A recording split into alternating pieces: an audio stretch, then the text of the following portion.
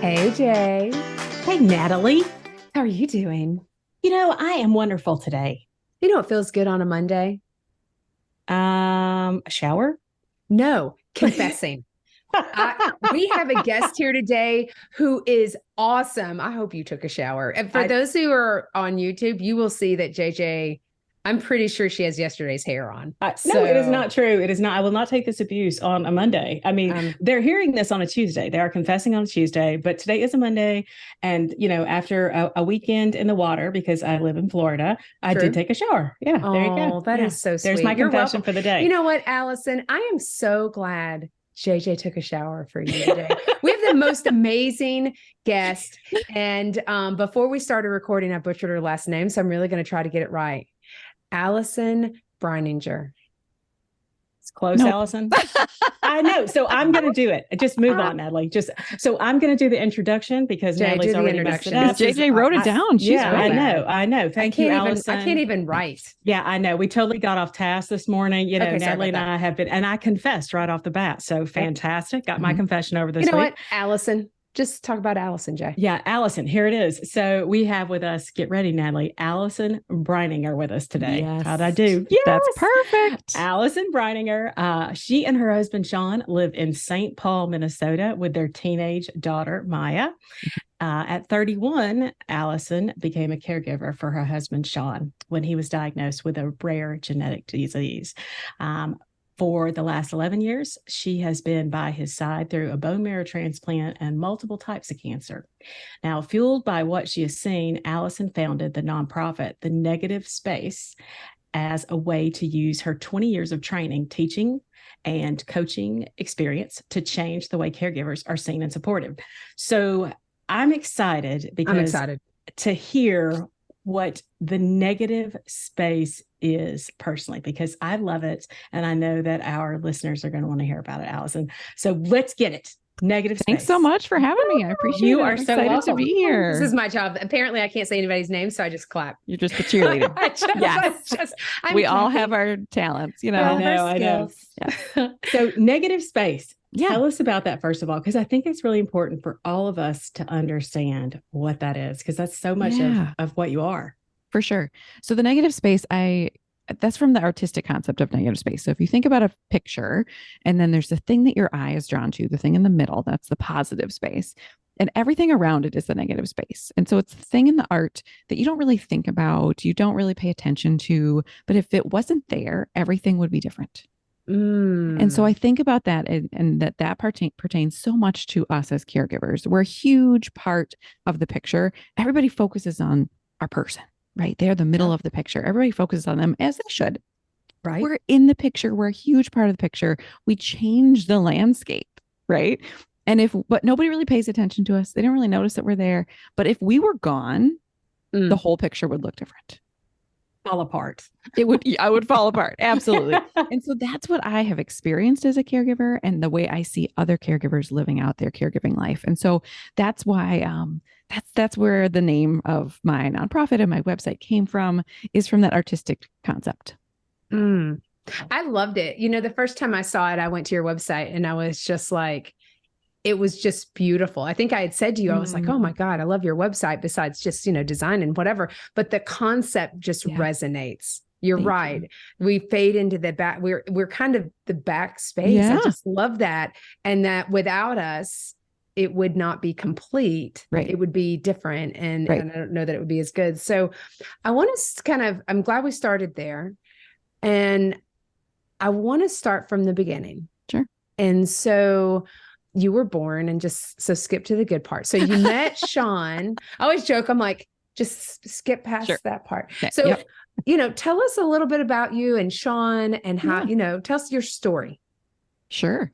So we were actually high school sweethearts. But, you said to skip to the good part, but I do have to go back. Okay. We're ready. Let's have it. Because we were, both born and raised in the same town in Indiana. And let's see, how did this work? My parents moved to Indiana before I was born, and his family met them and invited them over for Easter dinner. Mm-hmm.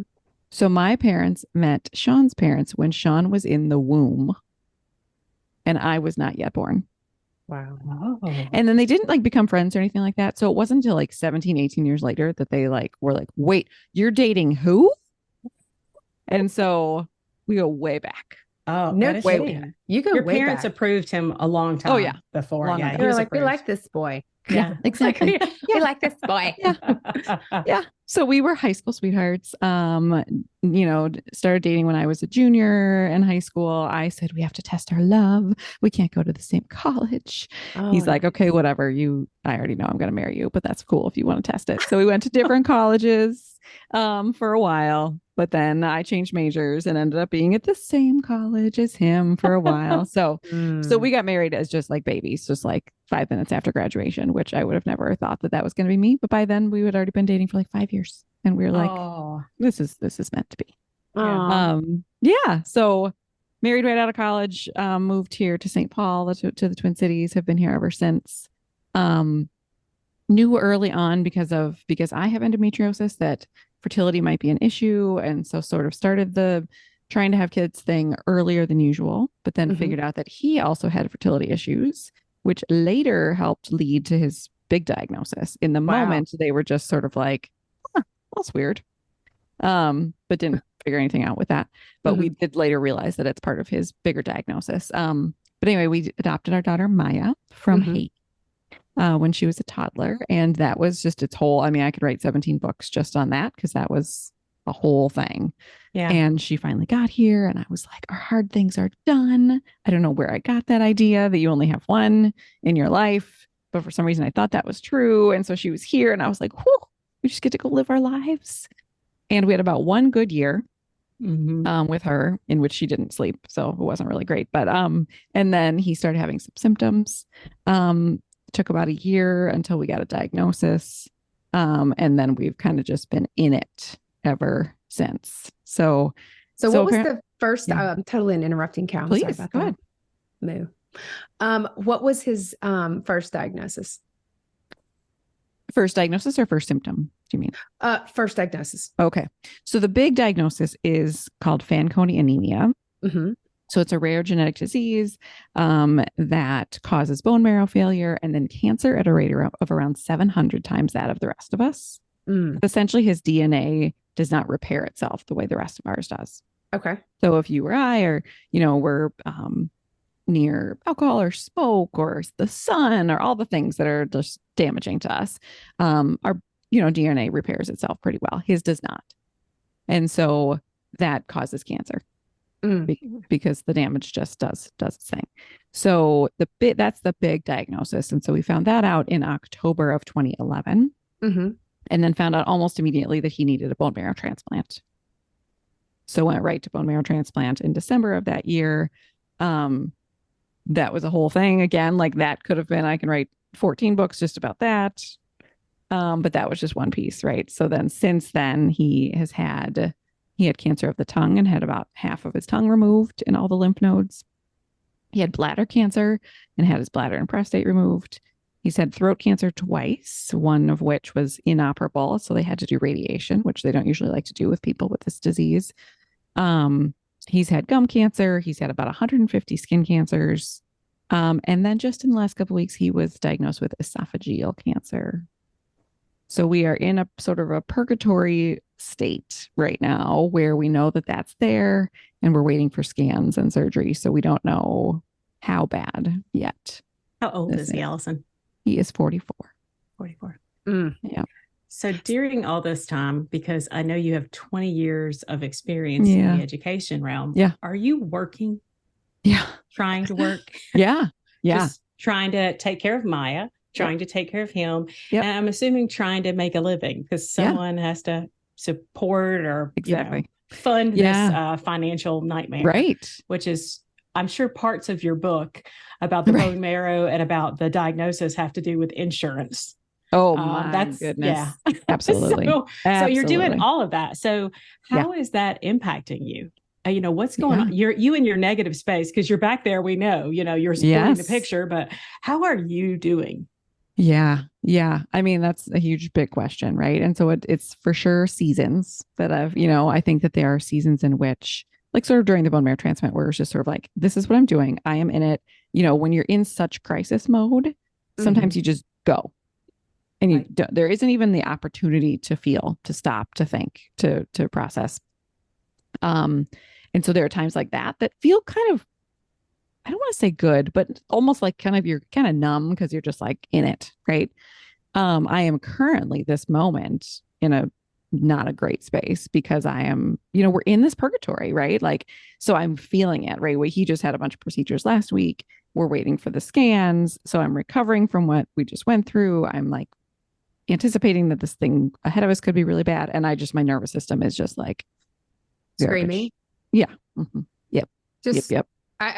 Cause I mean, you've got like, I'm just like, when you list out this laundry list, you've got 13 years of, chronic unpredictability. You're up and you're down and you're up and you're down. And I'm not sure how much endorphins are flowing in your like it's just this flood. And so I just think, and how old was Maya in 2011? Was she 3? She was 13? 3. Yeah. So she came here to Minnesota when she was 2, and then he got the diagnosis when she was 3. No, he started having symptoms when he was 3. He got the diagnosis when she was 4. So he had the bone marrow transplant when she was in kindergarten. And she is now a senior in high school. Yeah. So as I guess kind of walk backwards, because you said that you were both from Indiana. You chose to move to Minnesota. Love the Minnesota. Yes. I love that. I have friends, college friends that are from there. I love that. I love accents. And who's around you when you all move and you're start, you know what I mean? Like, what's your support systems like? Sure. Yeah. When we first got here, I mean, part of it was that we had gone to college nearby, so we knew a lot of friends were here, right? Right. But we were young. We didn't ever think about like we would need support. So that was not a big deal, right? So, but in the time since, we can first convince his brother to move here from Indiana. And then his brother has since married and had kids and is now settled here. And so that's fantastic.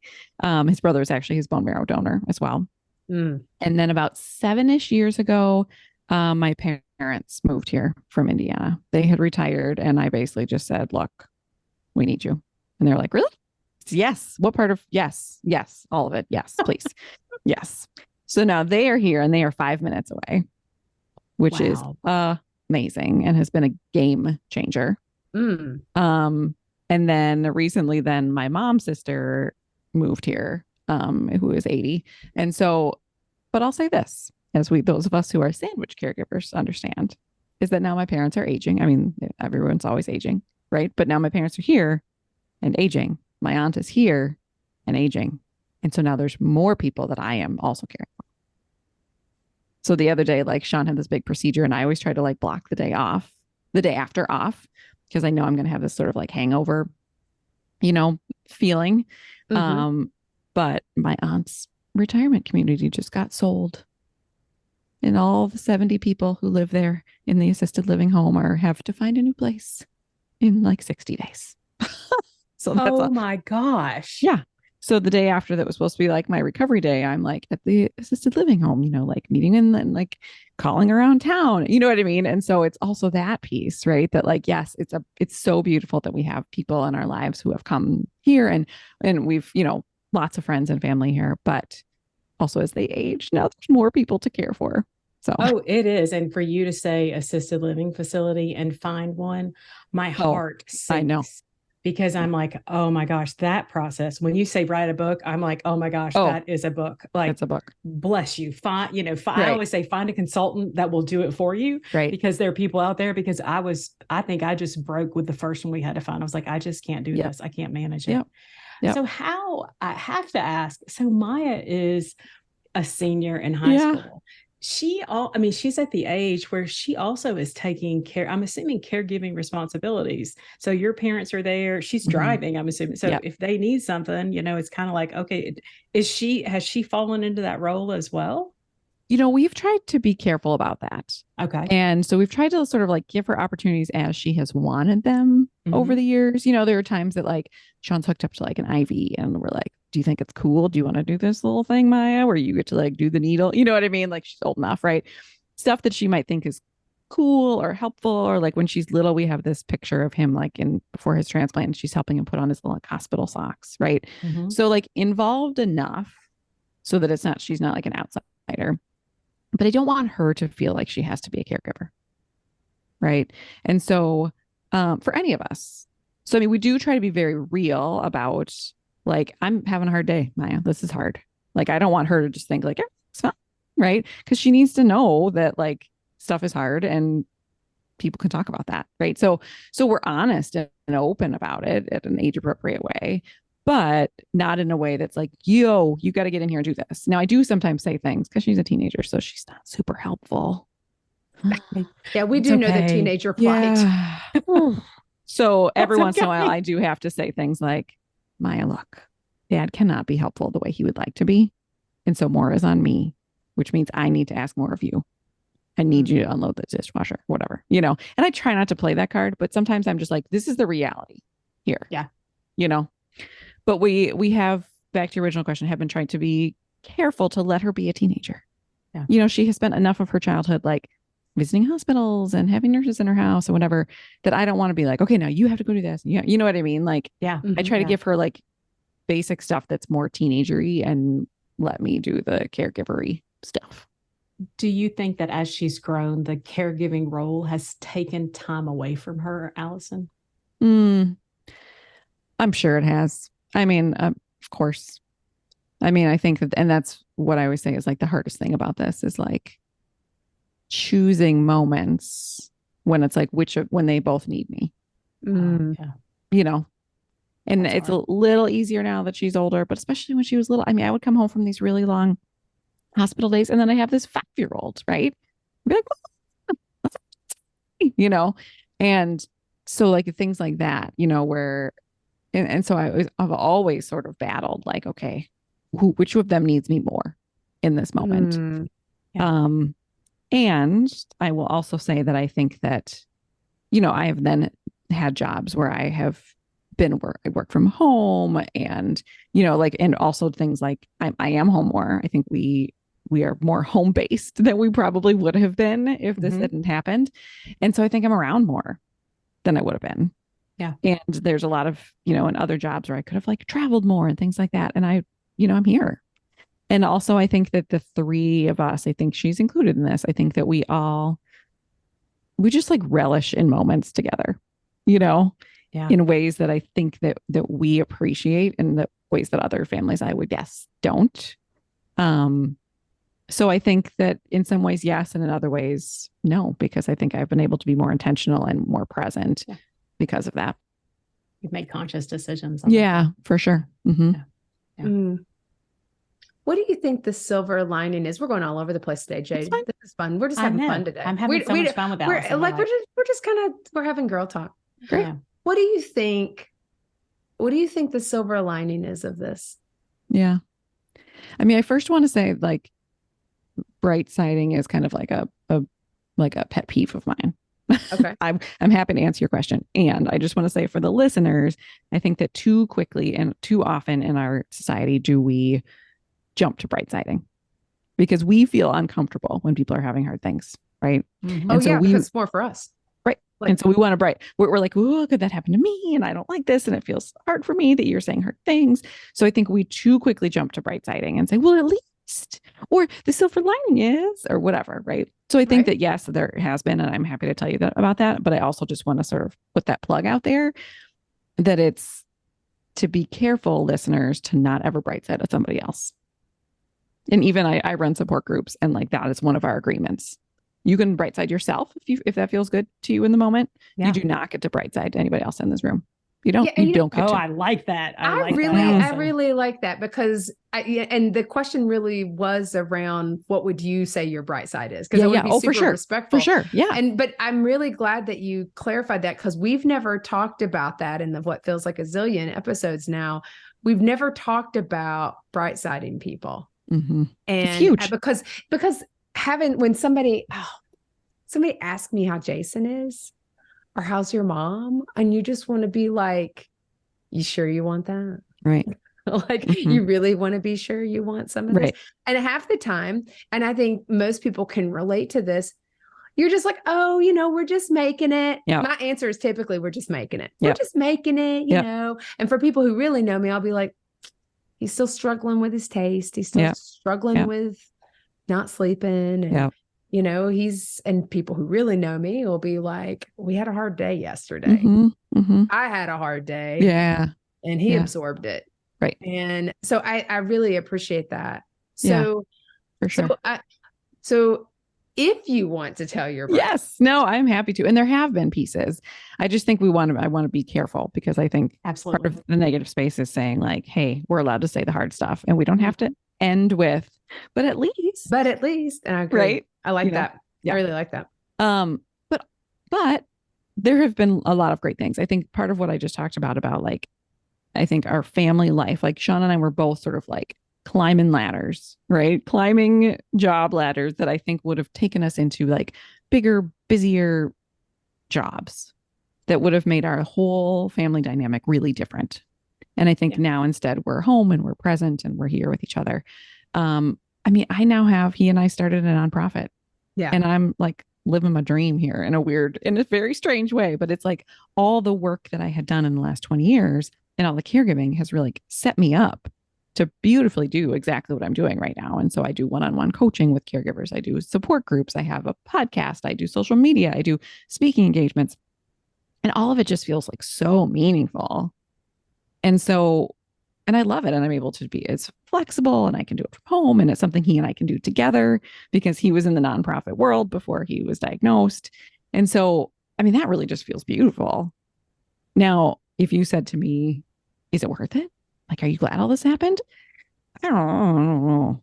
No. I mean, Sean's always one. He's like the most like Zen, amazing Buddhist, like lovely, incredible human.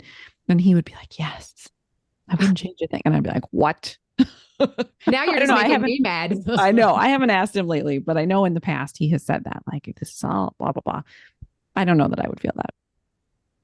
I can feel appreciative of what it has helped me to do in my life. And it's all been pretty awful. So I don't know that I would choose to do it again. Yeah. I think both things can be true. Yeah. Because I'm going to tell you the new normal. And I would think that you have some adjustment to new normal every time you get a different diagnosis. Oh, yeah. Like here, you get this dumpster fire. I'm going to pour some more fuel on that and watch it. It's really bright.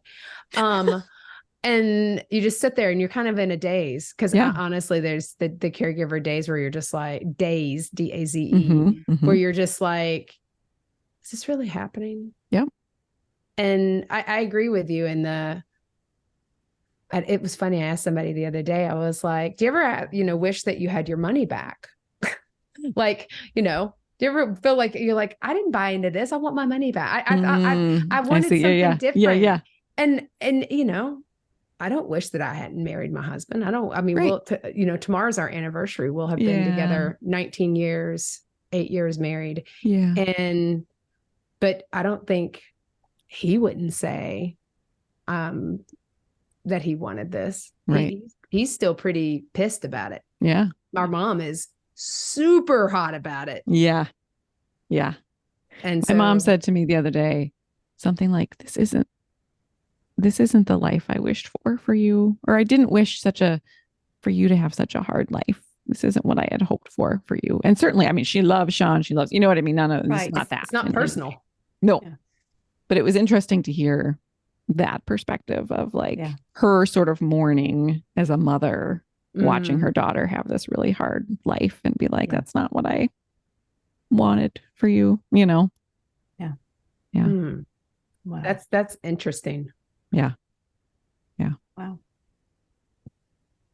I know. Jay and I are just like, oh. I listen to Allison, especially when she hit me with that bright side. I'm like, I know, and I think for me, I go back to it because I love, I like that you say that. Like for me, I'm like, I wrote it down. Yeah. Because anyone that says, well, you're so lucky that your mom is, you're so lucky this. And I'm like, I hate you. Yeah. Yeah. You don't say that, but in your mind, you've got that smile. People listening, you're like, JJ's the never fake like smile. that. Right. But JJ never says things like that. But somebody says that to me, like, oh, you're so lucky for this. And I'm like, I swear that I would stab you with like a letter opener if in the throat. And you do it in a smile. Watch this. You're just like, I am going through such a state of this. Yeah. Hey, ladies, I need to interrupt for just a second to share about the Sisterhood membership. It's basically a sale every day. And the best part, it's free. Here's the details. We're partnering with our friends at Benefit Hub and other care partners to save you money. With over 200,000 participating companies across the US and abroad, you'll find discounts at your favorite local stores, huge savings on vacations, amazing deals on home, auto, and supplemental insurances, and everything in between. Go to confessionsofareluctantcaregiver.com to sign up, and then definitely tell your friends about it. They can join too. Trust me, there's a discount for everyone. And don't forget, it's free. Okay, back to confessing. So I guess for me, like right now, because we have talked to you, I don't know, a month or so ago. So today where you are and you've said you've got a new diagnosis and you're in purgatory, that you're still like, you're here with us. Yeah. You guys are still moving forward. What does moving forward look like for the two of you? Like, what is your marriage? If that's not too personal question, because you're married. I mean, your high school sweetheart, the dream of this life. You've been together over 20 years. I mean, it's not like you're not 30 right now, but what is your marriage? What is this done? Yeah. I mean, he and I often say that it's weird because it's like we have the very best life and the very worst life. Like he and I like love each other and our daughter. And you know what I mean? And we have this like lovely little house and these these pets that we love. You know what I mean? Like so much of it is just like, oh my gosh, like we are living this beautiful dream in which it's just like love overflowing. And then we're like, but what just happened where that doctor just like sliced on you all day? That was terrible. Like, what is that? And so it feels like this very strange dichotomy, because sometimes when we step out of it and people are like, someone the other day said, I feel like you are the modern version of Job, the modern version of the Israelites wandering through the desert for 40 years. Right. And I was like, yeah, I guess that's true. I do wander hospital halls. You're right. Although they have become more familiar. Right. Yeah. And so it's true that like sometimes when we hear that perspective, we're like, yeah, I guess this is really bad. But because sometimes we're like, but it's really great, and so it feels really, I don't know if it sort of washes out in the middle, because I feel like our marriage is better than most people's marriage, and our family life and our daughter, like all of that feels like better than average. Because we are like, we get to spend a lot of time together, and we are very close because of that, and like have gone through all these really ridiculously hard things together. And so, so it's this like beautiful, really close marriage that we are just like traversing through this terrible thing together, which makes it even more tragic, because it's like, can't we just have a good marriage, period? Yeah. Done. Yeah. Let me ask you this, especially maybe in the beginning, maybe in the middle, it doesn't really matter. We think about how your mental health is impacted. And that when I talked about chronic unpredictability, that's very mental healthy, but that's your brain does not like that. Brain likes rhythm. It likes, it likes knowing the things. It likes you getting up on the bed, same side of the bed, doing your routine, loves some rhythm, loves that. Yeah. And you don't have rhythm. Your rhythm is always changing. Your tune is changing every day. Yeah, probably.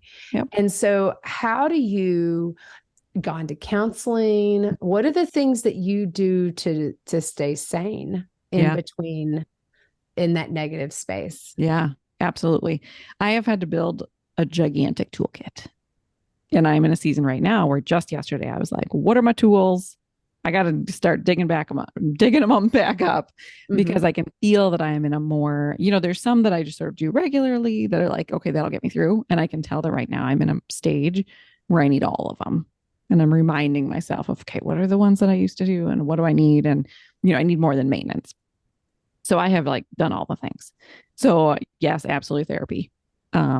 Unfortunately, like I just got rid of my therapist because like it's hard to find a good one. Like that's why I do this one-on-one counseling for folks or coaching, because people have said to me, I have a therapist, but they don't get it like you do. Right. So I need an Allison, basically. Right. Someone who's not going to be like, whoa, that happened. Like that's what these therapists, they're all like shocked. Yeah. Because they can't. No, that's really normal. Yeah. Yeah. Yeah. No, that's just my life. Can you fix me now? Right. Mm-hmm. So I still really very much believe in therapy, and it's hard to find one who is, that you align with. I agree. For sure. I've done within therapy, I've done EMDR. You know about that? Yes. Yeah. So eye movement desensitization, EMDR response. I don't know. I don't something know. like that. It's we'll put it in the show notes. It's fine. Essentially, EMDR is actually really good. It's really good, and essentially, it's to work with trauma, and so it sort of helps you, because the very short version is that like the really hard things that happen to you sort of stay in your short-term memory, so you kind of keep reliving them. And EMDR helps you shelve it into like more of a long-term memory, so you're not constantly like reliving those hard things. So I highly recommend EMDR to folks who have gone, because if you think about it, as a side note, I mean, this caregiving thing, it's like repeat PTSD. It's repeat trauma. We keep going into the same building over and over and over again to have terrible things happen. And so it's not just like if I got like attacked in an alley, I would avoid that alley. Right. This is like keep going back to the same building over and over. And I pay people to do terrible things to him. Like I'm paying for it, And so it's this complex compounding version of trauma that we caregivers go through, that it is more than just like a one-time terrible thing. And like you said, like we know more is coming. Yeah. And so therapy, EMDR, I have this, and I don't sell any of these things. So anything I tell you, nobody's giving me money. If they want to, great. But no, just so you know, you can give us money. Yeah, we're okay. We're all like we can. Sure. I have this thing called the Apollo Neuro. It's a bracelet. It's like that I wear on my ankle 24/7. And it's supposed to help your nervous system. And you can put a different setting on, and like buzzes. And you can put it for like calm, or for energy, or for like sleep, or for focus. That's interesting. And I love it. I love it. I got it about a year and a half ago when I was really struggling, and I wear it every single day. Huh. Yeah. I need to check that out, Jay. I know. So, yeah. I could use some regulation. Can I wear it too? Yeah. Can I wear it around my neck? Just all over. Yeah. Yeah. So it's like, what is that neat necklace you've got? You're right. And it's buzzing. That's odd, Natalie. Shut up. So that's interesting. Yeah. Keep going. What else you got? I found this thing. I just pulled it back out again this morning. It's like, because the vagus nerve, you talk about yes. Fight, flight, or freeze. Exactly. And so I just found I had these like courses, they're like 10-minute courses through Daily Ohm, that like, it's like 10-minute sessions that are just focused on the vagus nerve. Because I was like, my vagus nerve is a mess. Yeah. And so I just started doing those again today. I mean, it sounds cheesy, but like yoga, I mean, we all say it, but like getting on that mat and just breathing. When I was in sort of in my worst space a couple of years ago, like I just found like yoga with Adrienne, and I just went to like the cozy ones. She's free. She's like the loveliest. And I would just put in like cozy yoga. And mostly it was just like, get a blanket and lie on the floor. And just let's breathe together. I was like, I can do this. I'm qualified. In the days when I sucked so bad, because honestly, I just felt like I couldn't do anything right. Yeah. Nothing was up to my own standard, because it was my standard, nobody else's standard. Jason was just over there in charge of surviving. And I just put so much pressure on myself. Yeah. And I love that it's like, okay, I'm going to breathe today, and I can do that well. Yeah. Watch this. The only job I have today is to breathe. Yeah. And then Jason's alive. I'm alive. I'm still breathing. He's breathing. Totally. Nailed it. Yep. Some days you just got to go to the lowest of, did I do the basic things? Yep. And for sure. And even if you did it messy. Yeah. Yeah. Even if you did it messy. Yeah. And that's hard for me, because I don't know if you're Enneagram folks, but I'm an Enneagram 3, which means that I'm an achiever. And so I like find my my value and my worth by getting things done and doing them well. And so it's hard for me in seasons where I feel like I can't do a lot of things. And I have to say, like, look, that is not the season. Like, you'll have a season where you can do more. That's not this season. And that's okay. So I try to take a lot of naps. I'm already looking forward to this afternoon's nap. I like to say that delegation is a form of self-care. And I have gotten very good at that. A lot of caregivers struggle with that. Not me anymore. Are you comfortable asking? I'm the count. Do you ask for help? You delegate, but are you comfortable asking for help? Oh yeah, for sure. Okay. Yeah, good. Yeah, that's how I do it. Right. Yeah. Is just, and so another amazing tool that I have is called IANA Care. I don't know, have I told you about that? No. So it's IANA, which stands for I Am Not Alone. And it's an free app made for caregivers.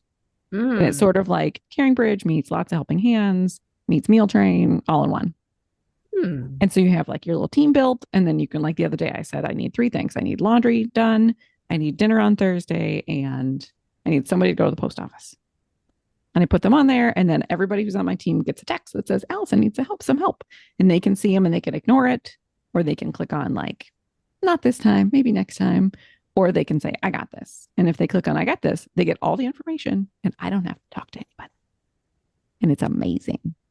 I love it. It's awesome.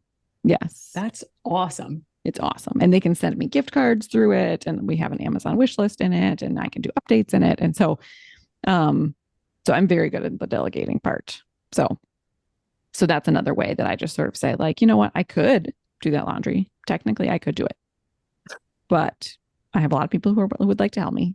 And probably those couple of hours could be better spent taking it or doing, you know what I mean? Like doing something else. And so. Well, you're recharging.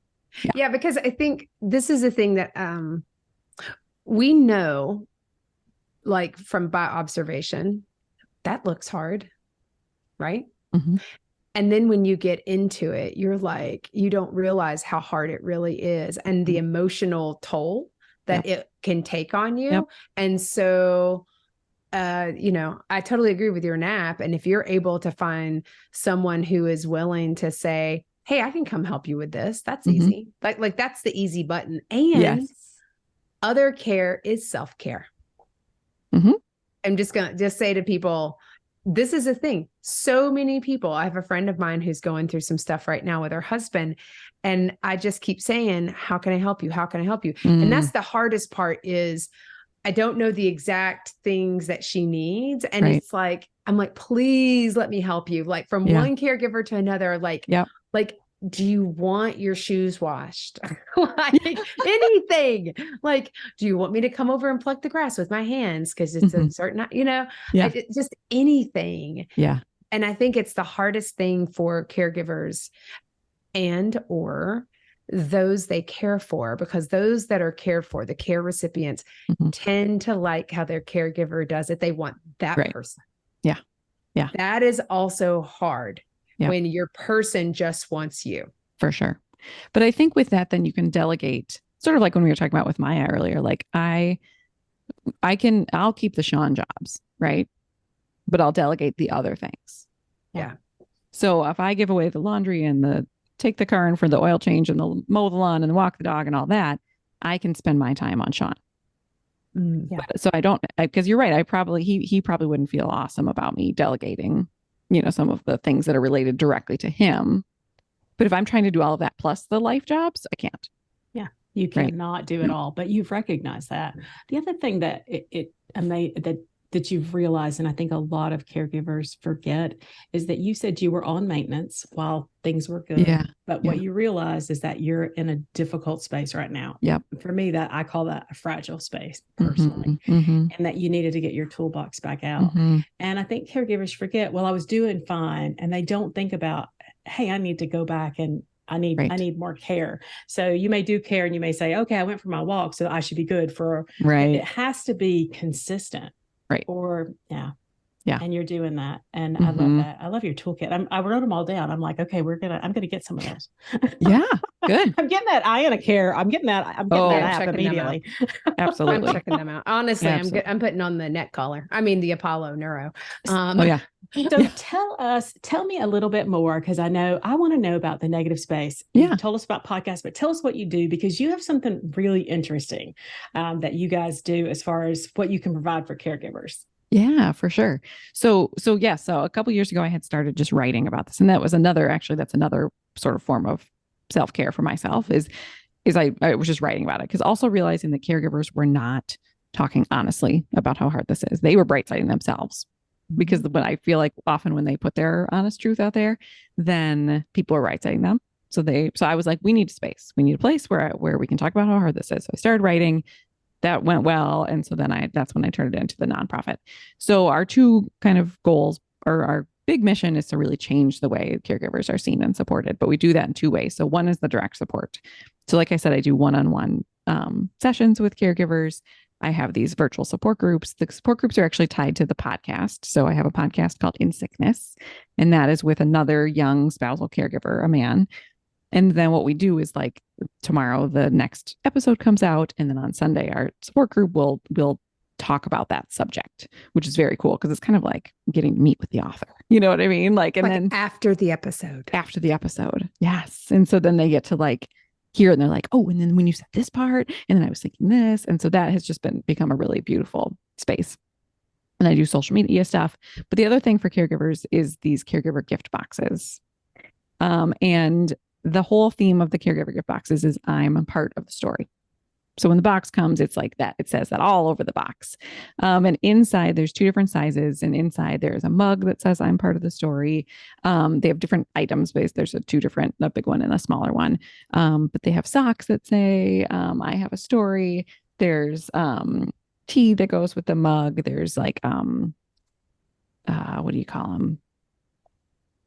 Essential oil things. That's another tool I should get back out, that you can, so it's like a little essential oil stick that you can like breathe. I totally agree. So it's peppermint is my favorite, and eucalyptus.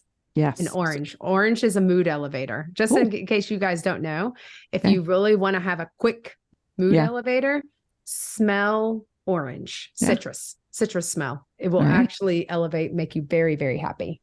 So anyway, and peppermint makes you think of Santa Claus. I know there's socks in there as well, Allison. There are socks. Socks are my favorite. The socks are my favorites.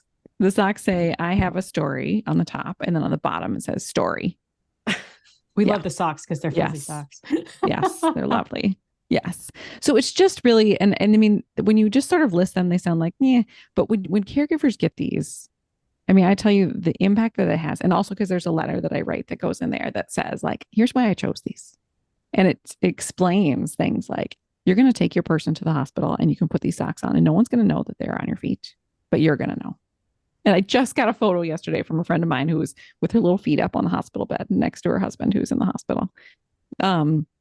You're going to grab a coffee cup in the morning anyway. So it might as well be a reminder to you that you're part of the story, because you are. Right. So it's these items that are just going to sort of be there as reminders and sort of a boost to them as they go through their day. And then it also really helps the supporters, because like you were saying, Natalie, you're like, I don't know how to help my friend and she won't answer. And so a lot of people are like that, and they're like, I don't have the right words. I don't have the right thing. So you can send a box. Right. And then the box, I have the words. Right. And so you can just send them the stuff. You know that it's probably something that they're going to like and enjoy. And so, I've done the work for you. It seems like the box, I guess, for me, so many caregivers don't see their value. Yeah. Allison. And that breaks me. That hurts my heart when I see people. Emily, for example, our youngest sister, it was one of the things she missed when she was taking care of mom, is that she did not see her value. And the items, just the things in the box, but your letter, what your entire message is to me about the negative space, that we make up the photo, that we make up the picture, is that caregivers have value. And that message is so impactful that I'm like, you need a billboard, because to me, that's what you are saying. That's my message from you, is that, hey, you have a value. You're as valuable in this. You are such a valuable component for this whole story. I appreciate that. I really absolutely. I mean, it's true. Like, you're part of this story. Yeah. Absolutely. You're not just in the background. You are part of the story. Yeah. And your story matters too. Yeah. Right. And because if I think about like every every appointment, everything. I have been there, and it's been impacting me. Right. So even though I was in that room with him last week and like none of the scalpels touched me, but I sat there and I watched it and I experienced it and I was impacted. And so I am also part of the story that is happening. And I think that that's just so important for caregivers to hear and to be acknowledged in that way. Like she's taking us to church today. Did you notice that? I've got all my notes. Like, I'm going to put these up. I'm going to put these on my wall. Well, like, I'm thinking the same thing. I've got my own notes. I'm like, well, this is fun. I like this. I think it's so important to be able, that's the other thing I think that's hard, is to be able to self-identify when you're in those seasons. Like, I don't feel okay, and that's okay. Like, and being able to, when do you know to pull on your resources? When do you know when to take a break? When do you give yourself for so much of us, especially with the title Confessions of a Reluctant Caregiver, it's about giving yourself permission to feel these things. And then what are you going to do? Yeah. Like, and whether you want to be mad about it, you want to cry about it, you want to, go sit in a really quiet, dark place and hopefully no one finds you for a window of time. You want to go to Trader Joe's and make friends with every, cashier there. They had 32 cashiers. I talked to all of them. Cause that's what I'd go grocery shopping and I would just, and I just pretend. I mean, and so do you ever, I'm not even going to ask you that yet. I'll wait. So I just think that's really important for people to be able to give yourself permission to feel what you're feeling at this moment and then do the things that get you back to where you need to be. Yep. Yeah, I agree. And I think that it might not even be, because like right now, like I keep thinking, so my husband has surgery scheduled November 5th. So I keep thinking, okay, November, I'm just going to try not to do anything November, but also like now it's October and I feel like garbage because I know the surgery is coming. Right. So I don't think anyone would blame me for that. But in my brain, I'm like, well, you got to just keep going through October because the surgery hasn't happened yet. You know what I mean? But it's like, but wait, I'm still feeling the impact now. And so I can still be kind to myself now and still give myself the things I need and, give myself permission to slow down and not do all the things and go at the speed at which I usually go at, even though there isn't something like acutely happening today. Because I'm recovering from what just happened and I'm preparing for what is going to happen. And I'm feeling that right now, No, I'd say so. I totally feel you, because what you're explaining, like what you say November 5th, I think about May 24th. And that was May 24th was this window of time between April 13th and May 24th when we would move to New York City. And it was, as it got closer, it was just this odd sensation of knowingly going to poison your body. Like it's like, and so we're from Tennessee and we have Dollywood, and you know what I mean by the train, the choo-choo train. What was that? What was the name of that ride? What's the train thing? Oh, I can't think of it, but it drops off. Either. Yeah, I know but that. It drops off, but you come right there and you go right, and you're going to it's like you're going and you're not playing chicken with the train. Yeah. You're going to hit it. Yeah. And that's hard. Yeah. Oh, that's hard. Well, we will be continuing to pray for you because that's what we do. You're going to have to suffer through our prayer. We don't care if you want it or not. I want it. I want it. I want it. Bring it.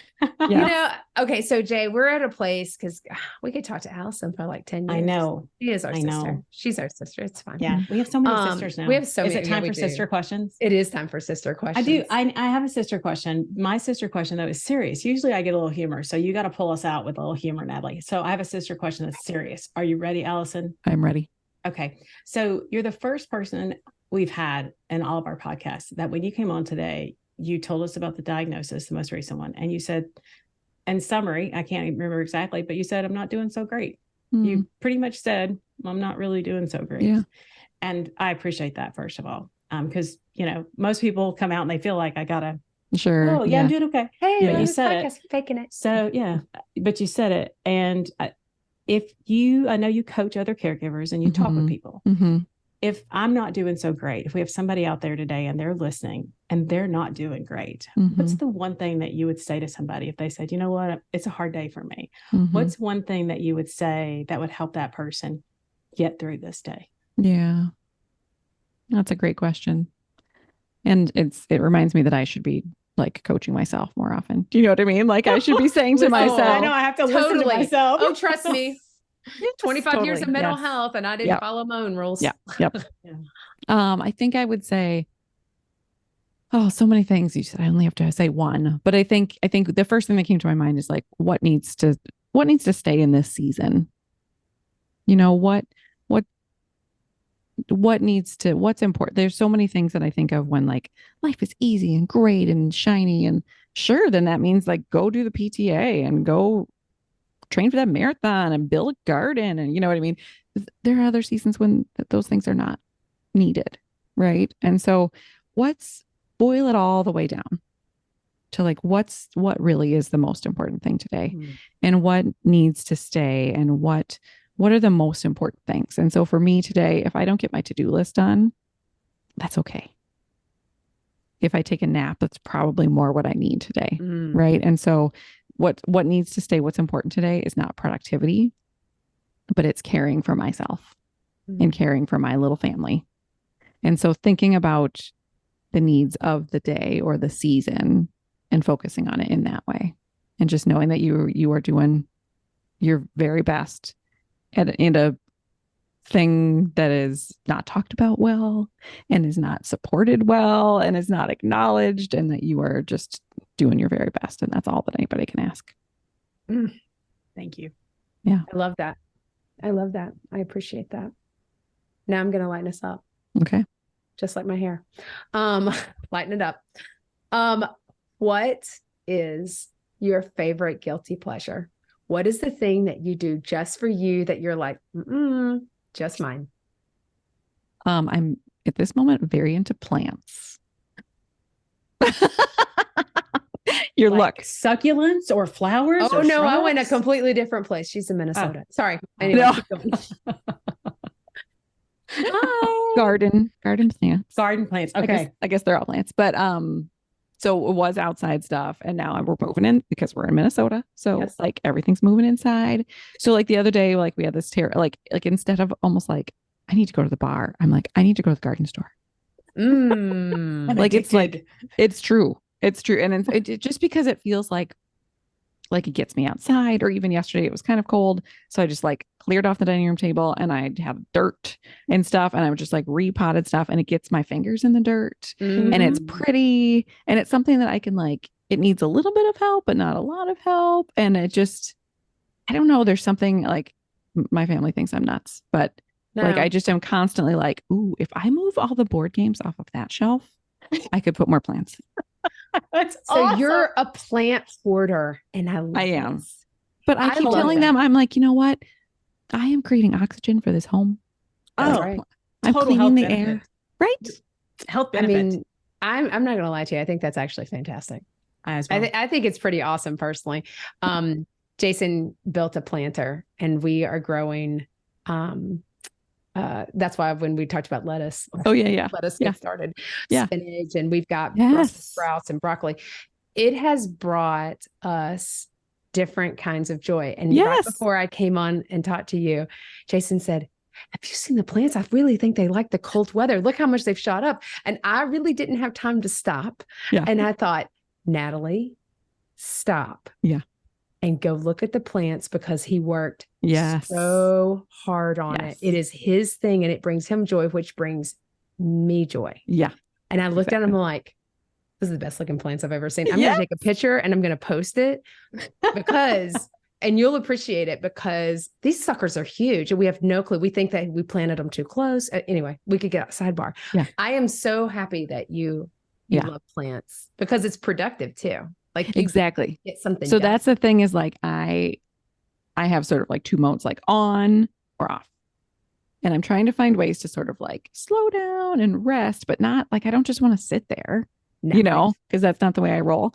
And so this is sort of this nice sort of slow paced thing that I can do in little bits inside or outside that makes me feel like I'm still doing something, and I can see the results, because every day I'm like, do bud on my, you know, so it's quite. I love that. I do as well. Way to end with growth and new. And And Miracle Grow can sponsor us. There you go, Natalie. Thank you, Miracle Grow. Thank you, Miracle Grow. Thank you, Miracle Grow. They were like, what? Right? You have no clue how much we need you. And so, Right. thank you, Sun. Sun, you can also sponsor us. The Sun can sponsor us. Allison, thank you We're so both much. like, thank you so much. Oh my gosh, we this needed was this great. today. Good. We needed this. We needed She's our warmth in our sun today. We are I'm growing. so glad. Good. Guys, Allison, thank you for being here. Absolutely. And we're going to put all this juicy recommendations in our show notes to make sure folks have it. I think it's really important. And because you really need to keep your toolbox full, because you won't use the same things every time. So the more you know, the more you have, the better you're going to be. And you just choose and pick what feels good to you. Yeah. And just know that all of the one-on-one sessions I do and the support groups I do are all virtual. Yep. So any of your listeners who want to hang out and try any of those, join us. Absolutely. We'll make sure, we'll make sure those are in the show notes as well. And so awesome. All right, guys, thanks so much for tuning in. Until we confess again. Bye-bye.